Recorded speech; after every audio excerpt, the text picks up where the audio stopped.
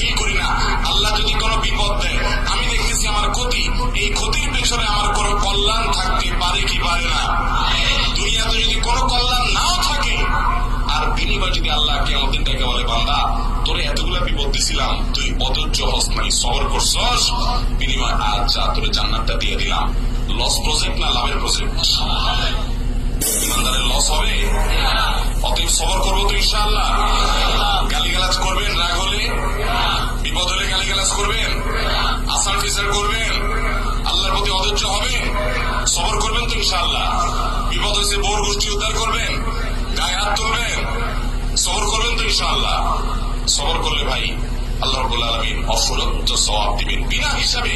আল্লাহর কাছ থেকে সওয়াব আর জান্নাত পেতে চাইলে সবরের কোন বিকল্প, সবরে মেওয়া ফলে মুখে বললে হবে না, আমলও করতে হবে। অনেকে সবর করে, কিরকম সবর জানেন?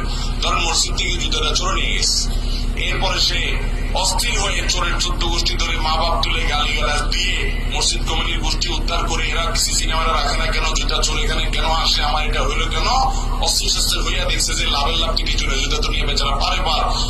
এবার শেষমেশ সব গালিগালাজ এর ভান্ডার শেষ, আর গালি মুক্তি আসে না, যা ছিল মুখস্থ সব দেওয়া শেষ হয়ে গেছে।